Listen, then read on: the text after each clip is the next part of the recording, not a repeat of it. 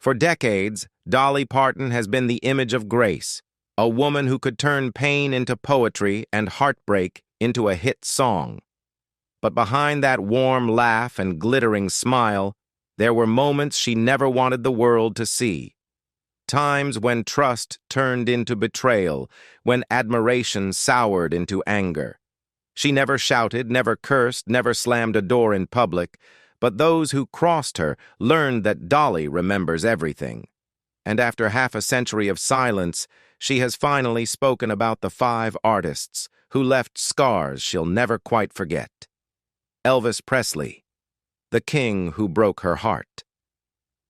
In the early 1970s, Dolly Parton was on the edge of greatness. She had just written I Will Always Love You, a song of farewell to her longtime mentor, Porter Wagner. And it was climbing the charts. It was personal, pure, and raw, the kind of song that only comes from real heartbreak. One afternoon, her phone rang with the news every songwriter dreamed of hearing.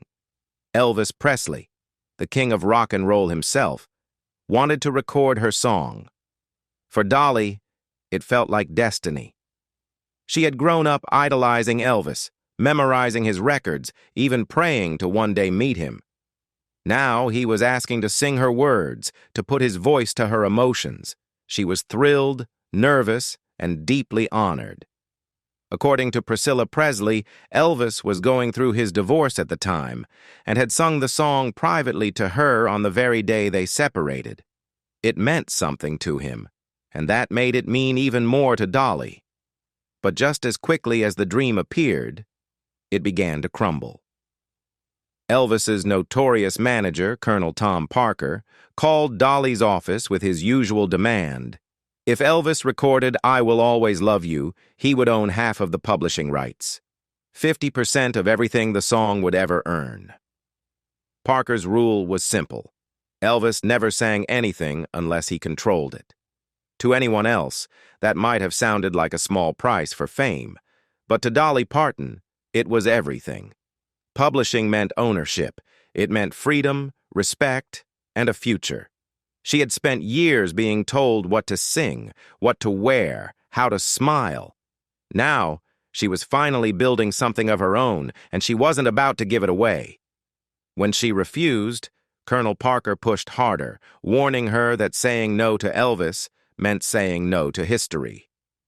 Dolly later said she cried all night after hanging up the phone.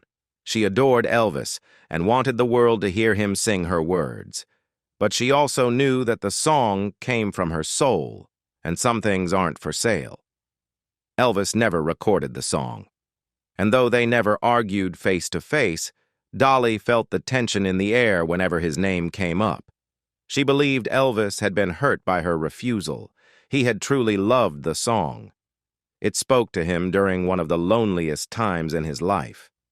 When he died in 1977, Dolly said she sat alone in her house, played I Will Always Love You, and cried. It wasn't anger she felt. It was grief. She had turned down her hero, and it haunted her for years. Yet that same decision would later define her legacy. When Whitney Houston recorded I Will Always Love You for the Bodyguard in 1992, it became one of the most successful songs in history. Dolly kept full ownership and earned tens of millions in royalties. More importantly, she had kept her integrity. Still, the ghost of that decision followed her. Every time she spoke about Elvis, her tone softened. Elvis loved the song, she once said. I heard he sang it to Priscilla the day they divorced. That memory, the king singing her words on the saddest day of his life, stayed with her. It wasn't hatred in the usual sense. It was heartbreak turned to steel. Porter Wagner, the mentor who couldn't let go. Before Dolly Parton became a global icon, before the wigs, the movies, and the millions, she was a young woman from the Smoky Mountains, trying to find her place in Nashville. And the man who gave her that chance was Porter Wagner. When she joined the Porter Wagner Show in 1967, she was only 21, replacing singer Norma Jean. Fans weren't kind at first. They booed her, wrote angry letters, and called her an outsider. But Porter stood by her. He saw something in her, a spark, a rawness that television hadn't seen before. Together they became a phenomenon. Their duets topped the charts. Their chemistry was magnetic, and in the eyes of America, they were the perfect country pair. But behind those smiles and rhinestones, their partnership was cracking. Porter was old school, a man who ran his show with authority and control. Dolly, though grateful, was growing restless. She wanted to write, to experiment, to sing songs that didn't always fit his mold. As the years passed, her confidence grew, and so did his resentment. By 1973, the tension had become unbearable. Porter wanted to manage her career, control her recordings, and keep her tied to his show. Dolly wanted freedom. The problem was, they loved and respected each other deeply, which made every disagreement feel like a wound. Dolly once described that period as like oil and water. She had promised Porter she'd stay 5 years, but by the 7th, she felt trapped. So she did what she always did best. She turned her pain into a song. In 1974, she sat Porter down in his office and sang "I Will Always Love You," a farewell disguised as a love letter. It was her way of saying thank you and goodbye. Porter cried. He told her she could go, but he didn't mean it. The years that followed were brutal. In 1979, 5 years after she'd left, Porter sued her for $3 million, claiming she owed him a share of her income and damages for breaking their contract. Dolly was devastated. "It broke my heart," she later said. "I thought he was my friend." She settled the case privately, paying what she could just to end the pain. That lawsuit changed her. It taught her that gratitude doesn't mean surrender. She could love someone and still walk away, and she did, becoming one of the most successful artists in the world. But even then, the bitterness lingered. For years, they didn't speak. Then time and regret softened them both. In 2002, Dolly inducted Porter into the Country Music Hall of Fame, calling him a part of my heart. When he fell ill with lung cancer in 2007, she was one of the last people to visit him. A few weeks later, Porter died. Dolly was shattered. She performed a private tribute at Dollywood, far from cameras and crowds. She once said, "We loved each other, we fought each other, but we never stopped caring." Linda Ronstadt. The Friendship That Fell Apart.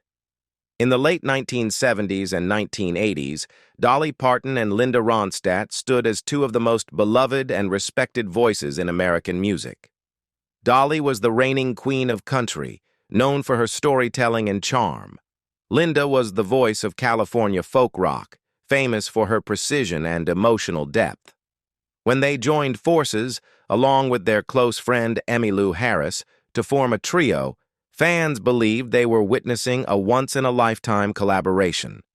The result, 1987's trio, was an instant classic, blending their voices in harmony so pure that critics called it heaven on earth. It topped the country charts, went platinum, and earned them a Grammy Award. But behind the awards and the laughter, cracks had already begun to show. The three women came from different worlds, and no two clashed more than Dolly and Linda. Dolly's approach to recording was instinctive. She relied on emotion, often finishing a track in 1 or 2 takes. Linda, on the other hand, was famously meticulous. She could spend an entire day perfecting a single verse, adjusting every breath and inflection until it felt flawless. To Dolly, that level of control drained the joy out of music. To Linda, Dolly's relaxed pace seemed careless. What began as creative friction quietly turned into resentment. As the years passed, Trio 2 became a long, painful process. Scheduling conflicts, label disagreements, and creative differences dragged production through the 1990s. Dolly's career was busier than ever, movies, TV appearances, Dollywood, and she often had to cancel or postpone recording sessions. Linda, who valued structure and focus, grew frustrated. The friendship that had once been easy began to feel heavy. Then came the breaking point. Tired of waiting, Linda decided to move on. She took several of the unfinished Trio 2 songs, stripped Dolly's vocals, and released them on her own 1995 album, Feels Like Home. To outsiders, it might have seemed like a small decision, but to Dolly, it was a betrayal. Those songs weren't just music, they were memories, hours of laughter, and late-night harmonies she believed belonged to all three women. Hearing them released without her voice felt like being erased from her own story. True to form, Dolly refused to lash out. She didn't speak ill of Linda publicly, didn't release angry statements, and didn't retaliate. Instead, she let silence speak for her. But close friends say she was deeply hurt. Dolly valued loyalty and trust above all else, and losing both in a project she had once called a sisterhood left a scar she rarely mentioned. When Trio 2 was finally released in 1999, the magic was still there, the harmonies still breathtaking. But the closeness between Dolly and Linda had faded. They promoted the album politely, praised each other's talent, but the warmth that once defined their friendship was gone. Years later, when Linda was diagnosed with Parkinson's disease and retired from singing, Dolly expressed only love and respect. "She has one of the most beautiful voices in the world," Dolly said softly in an interview.